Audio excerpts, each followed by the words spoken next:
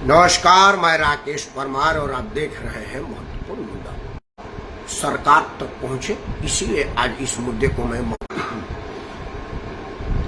महत्वपूर्ण मुद्दा बना करके आपके सामने लाया हूं। मुद्दा है गंदी वीडियो, गंदे कंटेंट, गंदे फोटो और ना बर्दाश्त करने वाले स्टेटमेंट्स अब सरेआम सोशल मीडिया पर आ रहा है।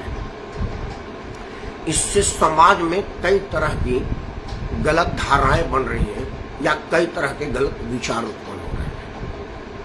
अभी समाचार में आपको देखने को मिला होगा कि पंजाब के एक महिला को पंजाब के कुछ लोगों ने कत्ल कर दिया। वो एक कौन सी भाभी नाम की सोशल मीडिया अकाउंट चलाती थी और उस पर बहुत वर्गल और गंदी वीडियो तस्वीरें लगाती थी। मारने वालों ने बताया कि शायद उन लोगों ने उस महिला को पहले अप्रोच किया था और कहा था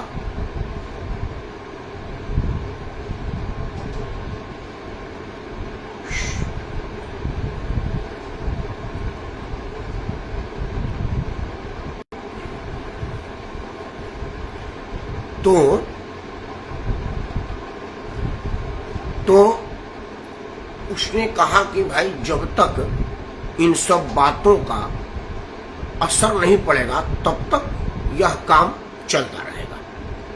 हुआ क्या कि उन आदमी को उस महिला का वीडियो बुरा लगा। अब आप वीडियो को देख रहे होंगे, दो तीन चीजें जो मुझे अत्यंत ही ऑब्जेक्शनेबल है, जिसको घोर आपत्ति योग में मानता हूं। वीडियो बनता है तो जो हमारे भारतीयता के पावन पवित्र रिश्ते हैं, उन रिश्तों को तार तार किया जाता है। वीडियो में आजकल आप लोग देख रहे होंगे कि भाभी देवर तो खैर अब पुरानी बात हो गई। आजकल सासू माता दामाद जैसे पावन पवित्र माता पिता वाला रिश्ता, भाई बहन और क्या क्या कहूं जैसे रिश्ते को बदनाम करने के लिए गंदी चित्रण करना समाज के नैतिकता को किस स्तर तक गिरा रहा है, यह विचार करने वाले विषय है। और इस पर जितना ज्यादा समाज विचार करेगा उतना ही जल्दी इसका कोई समाधान निकलेगा। मित्रों, दो तीन चीजें और बाढ़ की तरह से आई हैं, वो तो अब इसके नेबल है। वो समाचारों में आ रहा है कि फलाने सास ने अपने दामाद से ब्याह कर लिया, फलाना ससुर ने अपने बहू से ब्याह कर लिया, फलाने पिता ने अपने पुत्री से ब्याह कर लिया। यह समाचारों में आ रहा है। मैं 1% मान लूं कि समाचार चैनल वाले लोगों का यह कहना होगा कि ना जी ऐसा है, हो सकता है, ऐसा हुआ है तभी तो खबर में आया है। तो कई विज्ञान के आविष्कार भी तो आए हैं, आपने उनको खबर में प्राथमिकता क्यों नहीं दिया? कई बच्चों ने कई उन्नति वाला काम किया है, आपने उसको प्राथमिकता में क्यों नहीं दिया? कई नेताओं ने कितने बड़े बड़े घोटाले किए हैं, आपने उसको प्राथमिकता में क्यों नहीं दिया? देश के कई भूभाग में सूखा पड़ा है और इसी धरती में कई भूभाग में बाढ़ से लोग परेशान हैं, आपने इसको प्राथमिकता में क्यों नहीं लिया? अस्पतालों में दवा नहीं, इसको प्राथमिकता में क्यों नहीं लिया? थानों में अपराध हो रहा है पुलिस कर्मियों के द्वारा, आपने इसको प्राथमिकता में क्यों नहीं लिया? बिहार में शराब पुलिस सप्लाई कर रही है, आपने इसको प्राथमिकता में क्यों नहीं लिया? 10वीं में 10 बार फेल राष्ट्र का नेतृत्व करने के लिए डींगे मार रहे, आपने उसका संज्ञान क्यों नहीं लिया? जो आदमी दूसरों को समझा रहा है कि ईमानदारी करिए, वो BMW पर चल के आ रहा है, इसको प्राथमिकता में क्यों नहीं लिया? आपको यही प्राथमिकता मिला कि सास अपने दामाद के साथ भाग गई।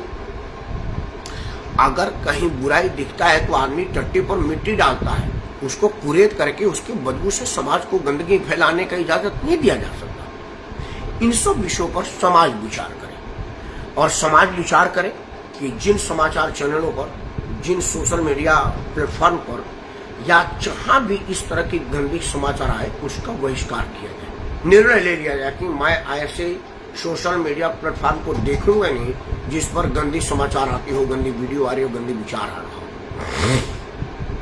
क्योंकि पारिवारिक रिश्तों को तार तार करता, घिनौनी स्तर तक गिरी हुई बात करता अगर कोई वीडियो आ रहा है तो वो ऐतराज के योग्य है।